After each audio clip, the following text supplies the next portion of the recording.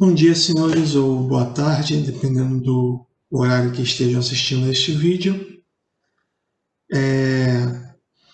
Então, eu havia planejado corrigir, enfim,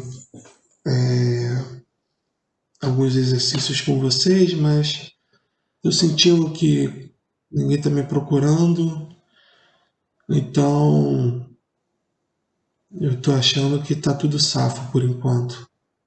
Estão conseguindo se virar bem. Então, vou dar prosseguimento, certo? E hoje, então, vai ser a nossa última aula dessa primeira parte. Eu divido a parte de dinâmica em duas. Essa última aula vai englobar, vai até o capítulo 6 do Halliday, certo? E aí a próxima parte é trabalho e energia, a segunda parte da dinâmica. E aí nós fechamos o conteúdo da P1, ok? Bom, então, nessa aula, nós vamos falar sobre dois temas: polias, ou roldanas, e MCU, né, na dinâmica. Certo? Então, esses dois temas. Então, vamos falar sobre polia. Antes de falar sobre polia, então, nós já discutimos. Eu falei para vocês que ia apresentar alguns tipos de força, né?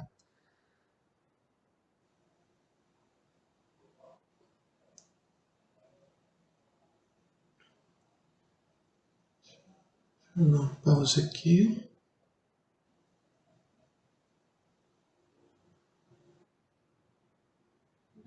Vou voltar. Beleza. Então, eu havia apresentado a vocês o que eu estava dizendo, Ananda, é que eu havia apresentado a vocês alguns tipos de força, como força de atrito, né? Conversamos um pouco sobre a força peso, vocês viram também a força normal.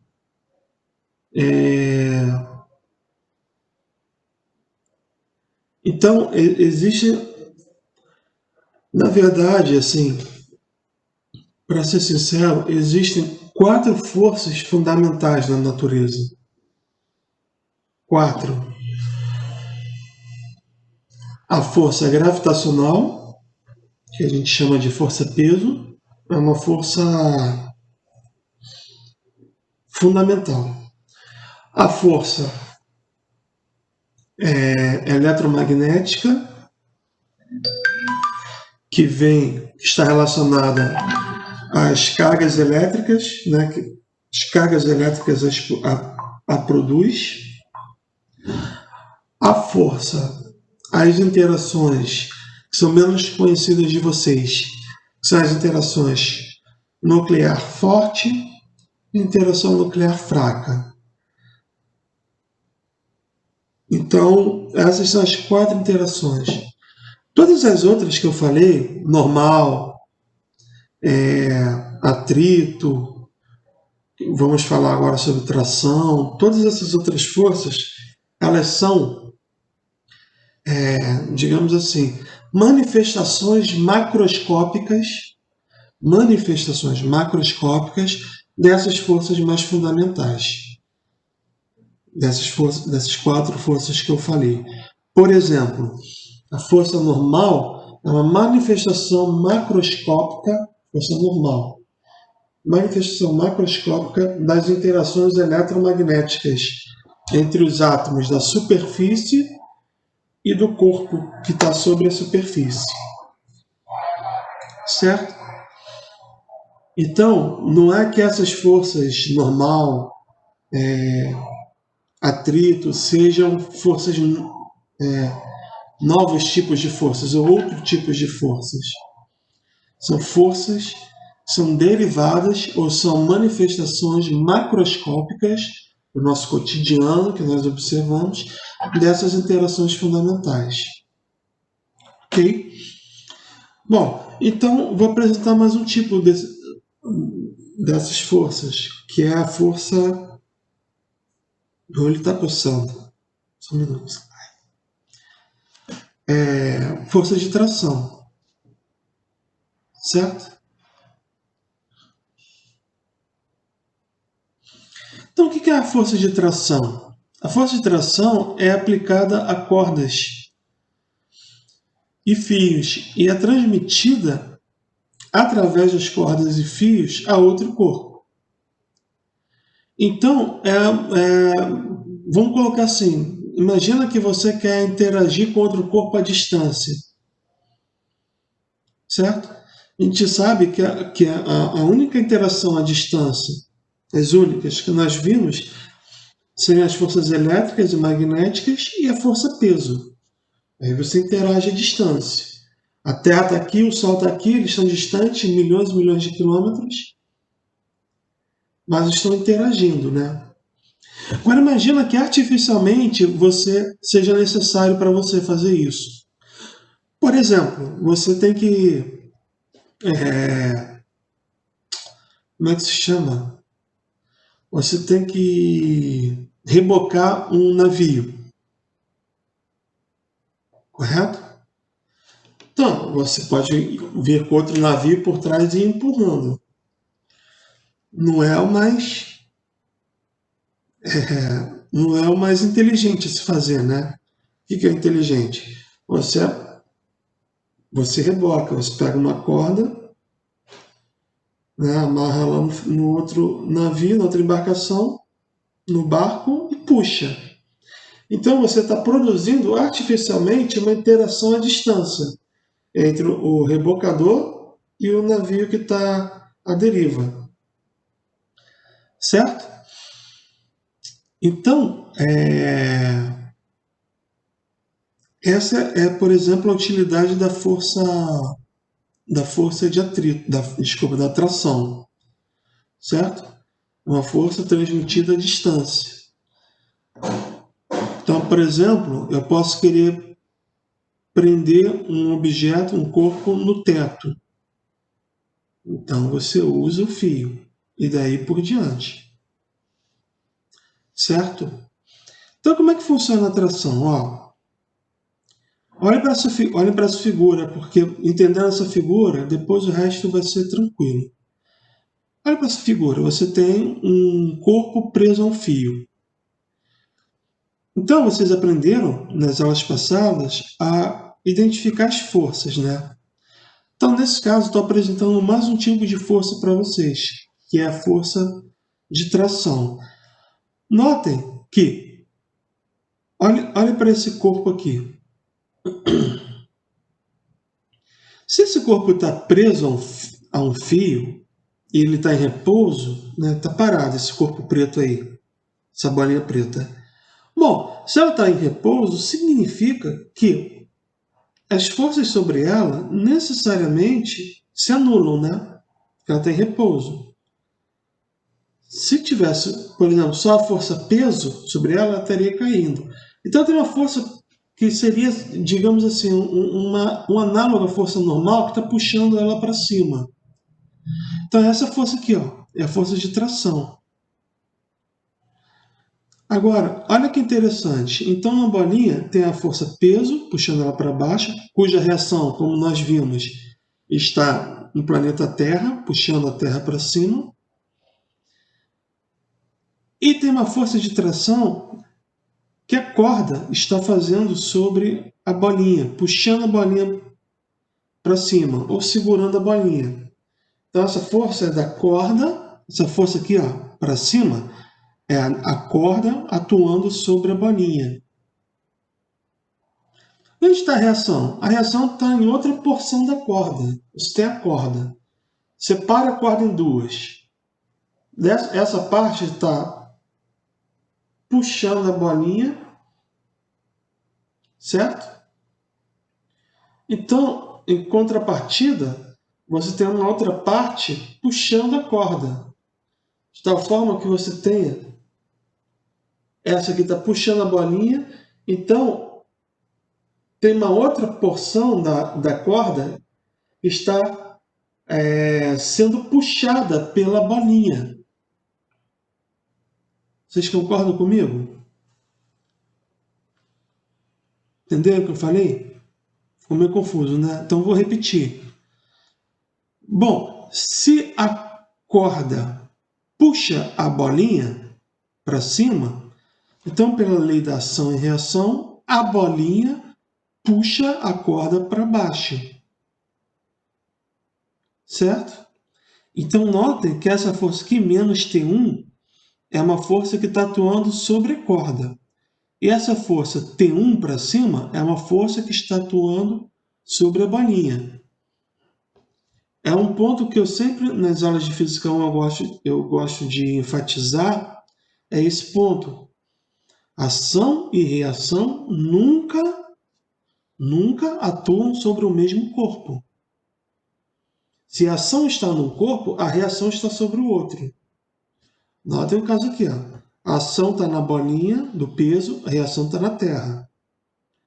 Agora, nada impede que mais do que uma força atue sobre a bolinha. Não tem importância.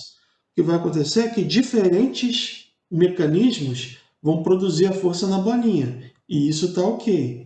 Porém, suas reações, cada uma vai estar no mecanismo que produziu aquela força sobre a bolinha. Então, nesse caso, dois mecanismos produzem uma força sobre a bolinha. A terra, através da força peso, e a corda, através da tração.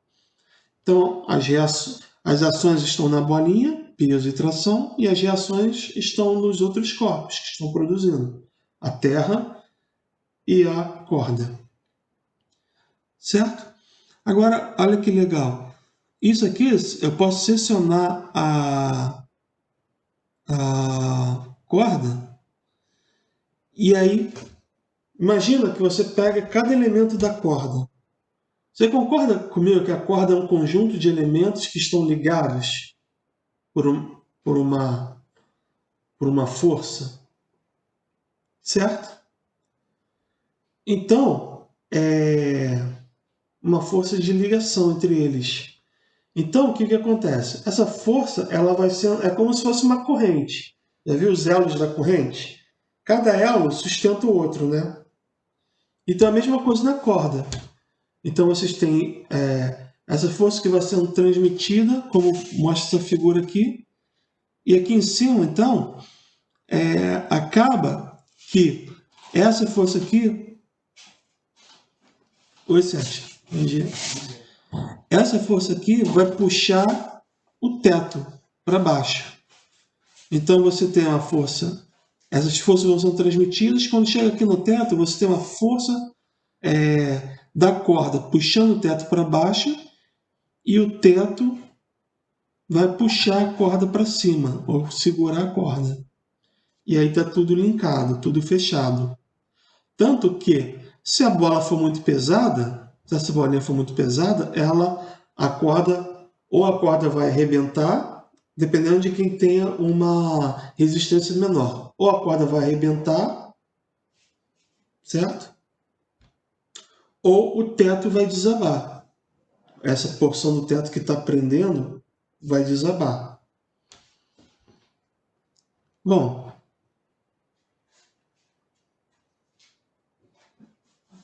passando então. Então, as polias ou roldanas são dispositivos utilizados. Então, agora estamos falando sobre exatamente o dispositivo que usa a corda, né? Esse dispositivo é chamado polia, ou também conhecido como roldana. Então, esses são dispositivos mecânicos que são utilizados para tornar mais cômodo ou reduzir a força necessária para deslocar os objetos com grande peso. Certo? Então, aqui está a imagem deles.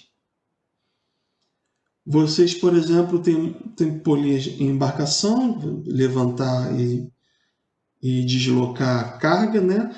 Mas vocês também, por exemplo, na academia aí do Ciaga, vocês podem ver associações de polias, né?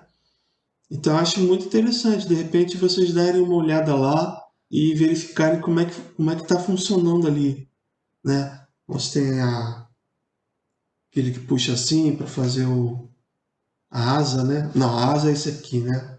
Tem esse aqui que puxa, esqueci o nome. Mas então, olhem para esses aparelhos aí e vejam que na parte de trás deles tem essas associações de polias. Então, elas são utilizadas exatamente para esse tipo de fim. Ou tornar mais cômodo ou reduzir a força necessária para deslocar objetos muito pesados. Como é que é feito isso? Para saber como é que é feito isso, a gente precisa separar a polia em dois tipos, né? Você tem uma polia fixa, né, que a gente acabou de ver aqui, ó, essa aqui é uma polia fixa, ela está presa a um lugar, certo? Então o eixo dela é fixo. Só um minuto.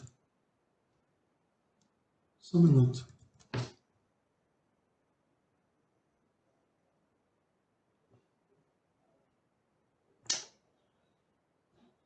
Caramba.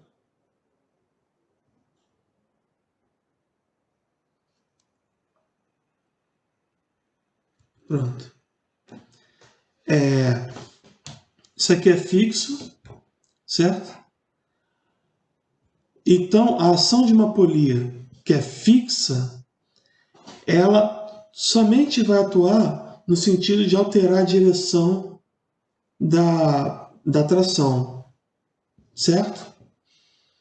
Então, por exemplo, aqui tem o peso de 100 newtons. A gente viu que peso é em newton, né? Aqui tem um peso de 100 newtons. Então, se eu não quiser puxar esse peso para cima, assim, imagina que eu quero levantar esse peso, mas eu não estou acima dele para puxar lá de cima. Eu estou na altura do peso aqui. Eu estou aqui. Então, o que eu faço para levantar esse peso? Eu uso uma polia.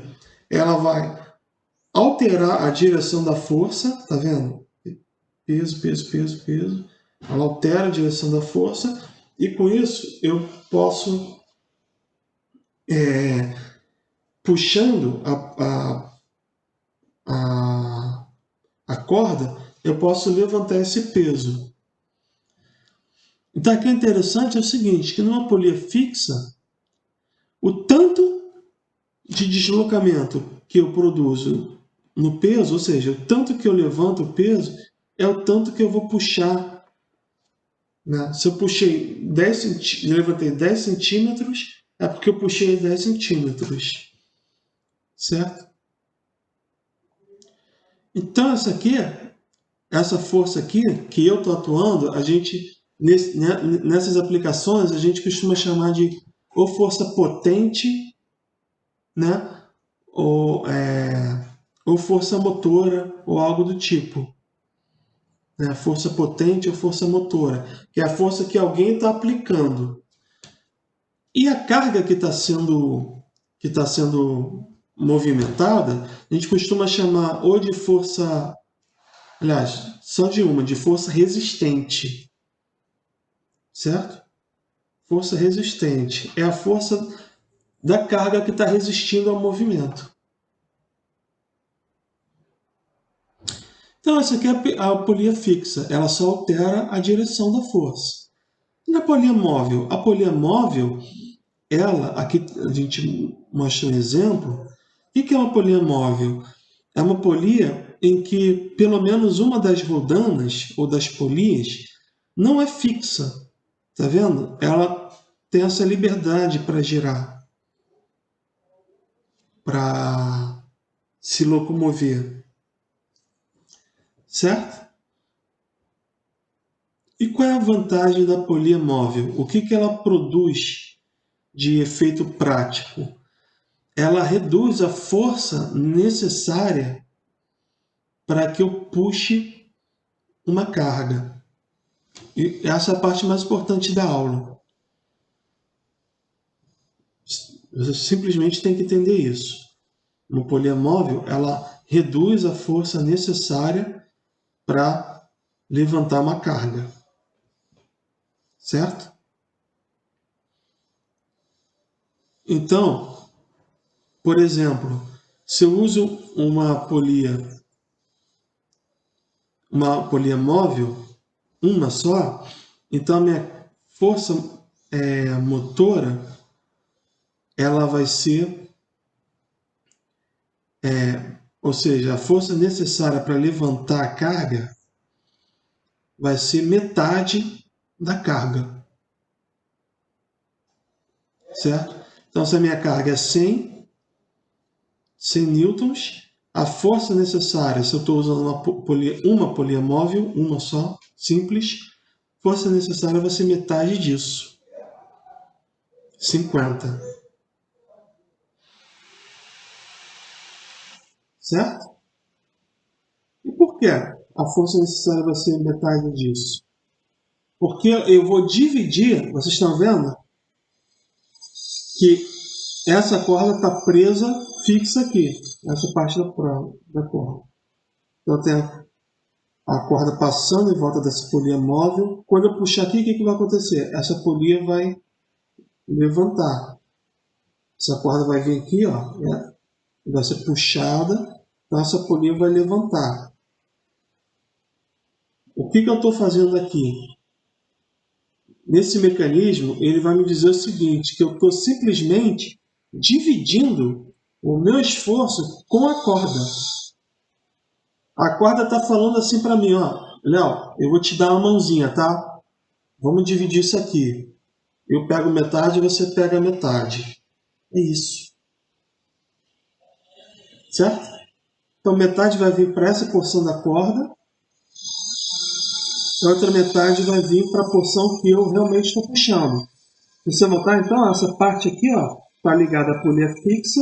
Então, para essa parte da corda, funciona como essa aqui. Só está mudando de direção. Mas para essa outra, tem, em contato do outro lado com a polia móvel,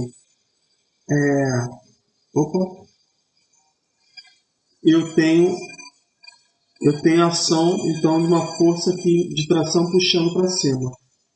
Então aqui eu teria para cima e contrabalanceando isso aqui para baixo. 50-50 somando dá 100. Agora, tem outra coisa aqui. Não sei se vocês perceberam, mas isso tem um certo preço, porque na natureza nada é de graça. Nada é dado de graça. Tem um preço. Qual é o preço aqui? O preço é que... pessoal, desculpa esse barulho, tá? Mas essa semana o vizinho está fazendo obra aqui e exatamente nos horários... É incrível, né? Lei de Murphy. Nos horários que eu dou a aula, ou que eu gravo a minha aula, esse cara começa a ligar essa maquita. Então, desculpa o barulho, mas eu acho que o som está ficando legal, apesar disso. Só ignorem esse som de fundo, tá? Bom, voltando aqui então. Na natureza, nada é de graça. Para tudo você paga um preço. E que preço você está pagando aqui? Você está pagando o preço de levantar o objeto, a carga, por um dado deslocamento, porém você precisa puxar por um deslocamento que é o dobro. Certo? Então você puxa 20 centímetros para erguer 10. Certo? Ok? Isso tem a ver, a gente vai falar nas próximas aulas, na semana que vem, sobre energia. Isso tem a ver com a conservação da energia, que é uma lei muito fundamental. Então, para uma força que é metade, eu tenho que produzir um deslocamento que é o dobro. Para uma força que é o dobro, eu tenho que produzir um deslocamento que é metade, de tal forma que esse produto ele sempre vai ser constante. Certo? Mas isso aí a gente vai conversar mais para frente. Por hora, é isso que eu quero que vocês entendam, o funcionamento de uma polia. Então, as polias, elas podem ser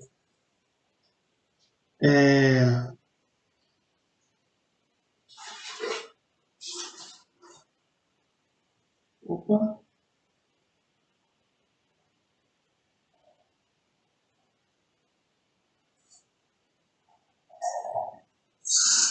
As polias podem ser utilizadas em distintas configurações, né? Então, como eu falei, por exemplo, se você usa uma polia fixa, ela só vai alterar o sentido e a direção da força potente. Então, nesse caso, a força potente é a força resistente, ou seja, a força que você emprega para puxar e a força peso da carga vão ser iguais. Só vai te facilitar porque você pode puxar de onde você quiser. Uma polia móvel, como aquela que nós mostramos, ela divide então a força resistente e a força potente. Ou seja, ela divide a força potente em dois. Se você quer puxar um objeto de 100 newtons de peso, você vai precisar usar 50 newtons. Certo? E isso para uma polia móvel, como o exemplo que a gente viu. Certo? Agora, tem outros dois tipos. Tem o chamado cavernal, está mostrado aqui nessa figura, do lado esquerdo, que é uma configuração, é um sistema com várias polias móveis, mesmo número de polias fixas.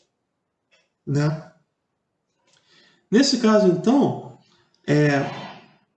para cada polia móvel que eu tiver, então aqui, por exemplo, eu tenho duas polias móveis, tá vendo? E as outras duas são fixas aqui.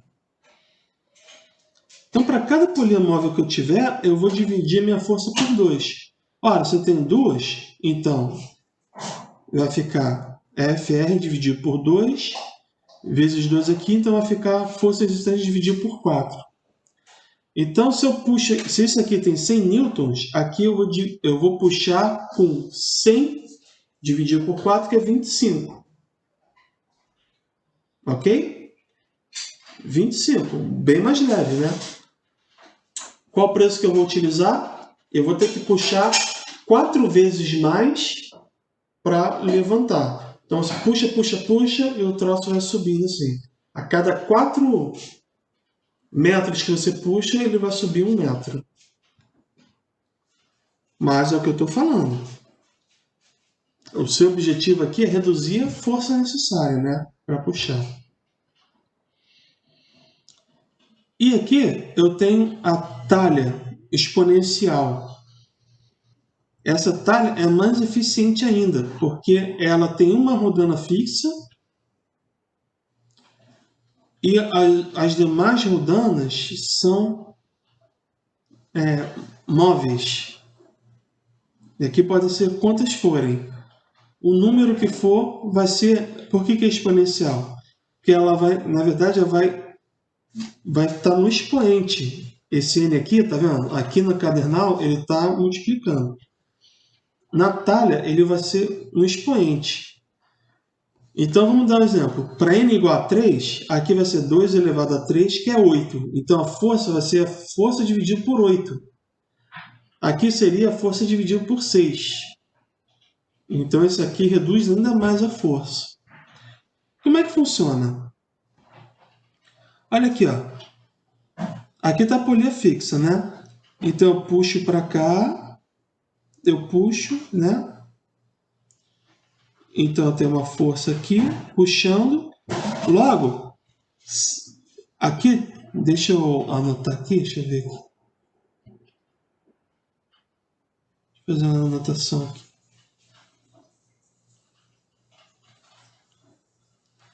Então eu estou puxando aqui, né? Então tem uma força aqui. E aí tem uma força aqui, ó. Certo? Ou seja, eu puxo a corda nessa porção, essa porção daqui puxa a corda para cima. Tudo bem? E, consequentemente, puxa a polia para cima também. Essa força aqui, então, tá vendo que ela está presa aqui? Então, se isso aqui está puxando para cima, nesse ponto de contato aqui com a polia, também está puxando para cima. Então eu tenho duas forças puxando a polia para cima. Certo? Logo, essa polia aqui vai puxar a corda com uma força que é igual a essas duas aqui. Por exemplo, se aqui eu tenho 50 para cima e 50 para cima, então essa polia vai subir, né, com 50 newtons. Opa, dá para eu limpar aqui? Deixa eu pegar uma borracha aqui. Opa, apagou.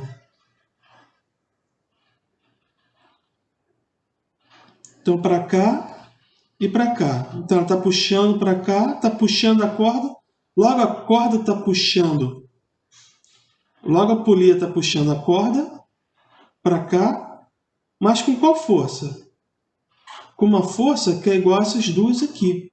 Só que, quando ela puxa essa polia do lado direito, ela também vai puxar do lado esquerdo. Com qual força? Com força igual. A força que puxa do lado esquerdo é a que puxa do lado direito. Só que a força do lado direito é 2 vezes a força que eu apliquei, por causa dessa polia fixa aqui, dessa polia móvel. Logo, certo? Ela vai ser puxada para cima, essa polia fixa, móvel, vai puxar desse lado aqui com 2 vezes. Só que, né, isso aqui era 100, aqui vai ser 100, 100, 200. 200 aqui, 200, 200, 400. Então, 400 aqui, certo? 100, 100, 200, 200, 200, 400, 400, 400, 800. Então, ela puxa essa bolinha com 800 newtons. Logo, é como se eu tivesse aplicando, eu aplico uma força de 100, é como se a minha força fosse de 800. Então, se essa bolinha tem 100 newtons de peso, então eu tenho que puxar 8 vezes menos. Tá certo? Bom, então isso é como funciona. Essa reunião está terminando agora. Eu vou abrir uma nova reunião para a gente terminar, tá? Bom, então aqui eu deixo alguns exemplos para vocês fazerem, tá?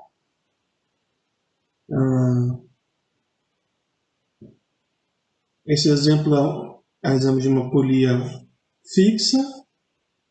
Então aqui a única ação dela vai ser, como eu falei, modificar a direção da força, beleza? Ok? Outro exercício aqui. Eu vou deixar um link para vocês com uma videoaula muito interessante. Bom, agora vamos falar sobre movimentos circulares, certo? E aí a gente precisa falar sobre força centrípeta. O que é a força centrípeta? Nós conversamos em cinemática vetorial sobre a aceleração centrípeta, né? Aceleração centrípeta é uma aceleração que aponta no centro da trajetória, né? De uma trajetória, como é que eu vou dizer assim, uma trajetória curva. Então nós vimos em cinemática vetorial que sempre que eu tenho uma trajetória curvilínea, existe uma aceleração que aponta para um dado centro de curvatura, certo? Não necessariamente esse movimento tem que ser circular. Basta que ele seja curvilíneo para que exista uma aceleração centrípeta, certo? Qual é a diferença do movimento circular, então? A diferença do movimento circular é que o centro de curvatura, para onde a aceleração centrípeta está apontando, é sempre o mesmo. Já numa curva qualquer, naquele ponto da curva, ele tem um centro de curvatura, ele aponta para um centro, mas tão logo acabe a curva, a aceleração já muda de direção. Né? Então, a força centrípeta está presente em vários aspectos da nossa vida, né? Como essas figuras aqui mostram. Então, só para relembrar, né, nós discutimos as variáveis angulares, né, velocidade angular, ômega, que nada mais é do que a variação temporal da posição angular, né? Se é uma variação média, então a gente chama de velocidade angular média. Se é uma variação instantânea, ou seja, o limite quando essa razão ou o denominador tende a zero, essa é uma velocidade instantânea. Né? Estou falando rápido porque nós já vimos isso. Falamos isso em cinemática vetorial. Então, retomem lá as aulas. Né? E o importante aqui é o seguinte. O importante aqui nós mostramos que a aceleração centrípeta, então, ela é v ao quadrado sobre r, né? Em termos da velocidade linear. Ou, se você quiser escrever em termos da velocidade angular, ela é ômega ao quadrado r, onde r é o raio da trajetória. Então, se você tem um movimento circular, você tem uma aceleração centrípeta sempre apontando para um centro fixo. Certo? Nesse caso da figura, se vocês lembrarem bem, essa figura é um objeto que está girando no sentido horário e com velocidade, com módulo da velocidade constante. Então, esse aqui é um MCU. Porém, a direção da velocidade está variando. Não à toa surge uma aceleração. A aceleração ela muda ou o módulo da velocidade, que é o caso da aceleração tangencial, ou a direção da velocidade, que é o caso da aceleração centrípeta. Então, aqui nós temos a velocidade apenas variando em direção, logo tem a aceleração centrípeta. Ora, agora vem a pergunta. Se eu tenho uma aceleração centrípeta, ou se eu tenho uma aceleração qualquer, então eu vou ter uma força qualquer produzindo essa aceleração. Porque é o que a segunda lei de Newton diz. E ela vale nisso, né? Ela vale para a gente. Então, a gente chama, então, quando essa aceleração, que é qualquer, mas no caso específico dela ser aceleração centrípeta, nós chamamos essa força que produz essa aceleração de força centrípeta. Tá certo? Então, força centrípeta, mas a segunda lei de Newton diz que força é igual a ma, então força centrípeta vai ser a massa vezes a aceleração centrípeta. Logo, nada mais é do que eu multiplicar a aceleração centrípeta, v ao quadrado sobre r, pela massa. Então, eu tenho a força centrípeta, que eu gosto de chamar, agora, para a gente, estamos quase encerrando a aula, mas eu preciso da sua atenção agora. Eu gosto de chamar a força centrípeta de resultante centrípeta. Resultante centrípeta. Por quê? Porque quando você fala força centrípeta, dá a impressão, ou vocês podem ser levados ao erro, né? Podem ser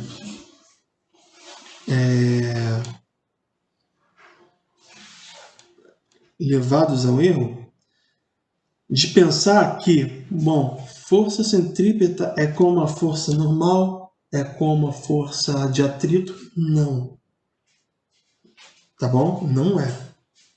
A resultante centrípeta é simplesmente o que eu chamo, o que eu denomino, no caso em que eu tenho forças atuando e a resultante dessas forças que estão atuando, resultante delas produz uma aceleração centrípeta. Essas forças podem ser normal, peso, atrito. Então, para ficar claro o que eu falei, Olha esse exemplo aqui, um carro que passa aqueles carrinhos de Hot Wheels, antigamente, tinha isso, né? Ele passa por um loop. Então olha para esse carro aqui, na verdade está vindo daqui, né? Assim. Então olha para esse carro. Você tem um vetor amarelo, um vetor vermelho, certo? E tem um vetor preto. O vetor preto é a força centrípeta, a resultante centrípeta. Mas ela não é uma força que está atuando. Ela é resultado vetorial, é a soma vetorial das forças que realmente estão atuando no carrinho. Que forças são essas? A força vermelha, que é a força peso, e a força normal, que é a força de contato entre o carrinho e a parte de cima do chão. Tá certo? Ok? Então aqui é a resultante centrípeta. Agora, nota o seguinte, ela depende do contexto. Nesse caso, ela é uma composição entre peso e normal. Agora imagina que o carrinho estivesse aqui embaixo, por exemplo. Né? Aí o peso estaria para baixo e a normal para cima. Imagina que o carrinho estivesse aqui do lado. Certo? Aí eu teria a normal para cá e o peso para baixo. A sua aceleração estaria para cá? Sua aceleração total? Não. A aceleração estaria na direção da força resultante. Se eu tenho normal para cá e peso para cá, deixa eu fazer uma anotação aqui, ó. Se eu tenho normal para cá e peso para cá, nesse ponto aqui, então a minha força resultante. Aqui tem uma seta, né? Deixa eu ver aqui se isso aqui é uma seta. Ah, não.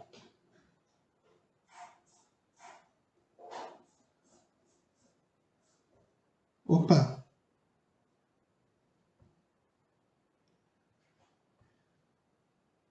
Vamos aqui. De novo. Acho melhor usar isso aqui mesmo. Essa setinha aqui. Se eu tenho uma normal para cá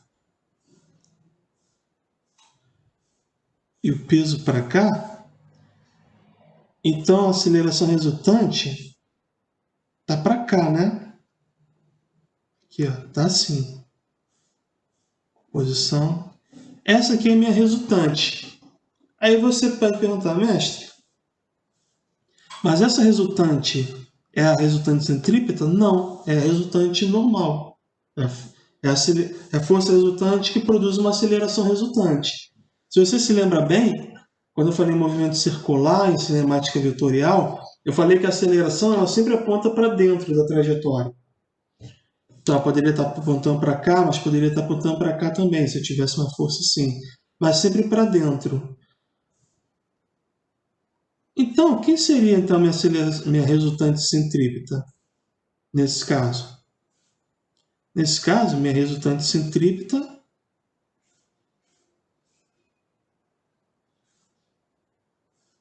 seria, a aceleração centrípeta seria essa aqui. E essa outra aceleração que está para cá? Ela produziria uma aceleração tangencial. Certo? Então você tem a aceleração dividida em duas, centrípeta e tangencial. Essa aqui, que nesse ponto aqui está alinhada com peso, produziria aceleração tangencial. Não por acaso, quando o carrinho chegar nesse ponto, ele vai dar um impulso, ele vai aumentar a velocidade dele, o módulo. Né?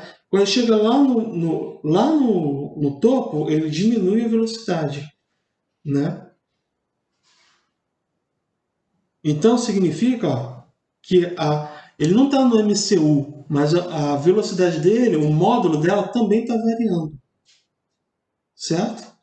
Por causa disso. Mas ele faz uma trajetória circular. Quem é responsável por essa trajetória circular? É a força resultante que está apontando para o centro. Nesse caso aqui é a normal. Mas, por exemplo, se ele estivesse num ponto aqui, vamos apagar tudo? Se ele tivesse... Se o carrinho tivesse nesse ponto aqui, né? Então a força-peso continua atuando para baixo. E a normal agora?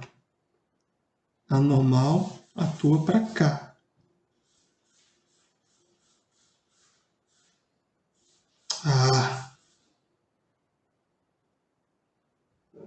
A normal atua para cá.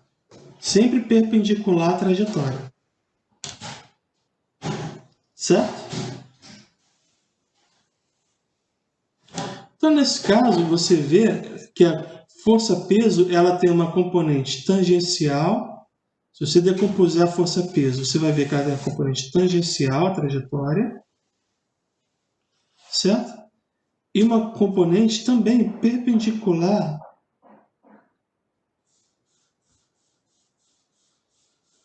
à trajetória.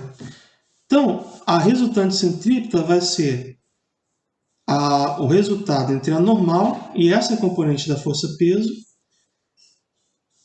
E essa componente tangencial da força-peso, aqui é a força-peso, essas duas são as componentes.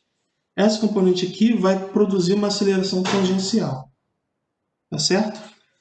Bom, agora o que eu tinha discutido com vocês é que a resultante centrípeta não é uma força, mas é o resultado das forças que estão atuando. Pode ser peso normal, atrito, etc.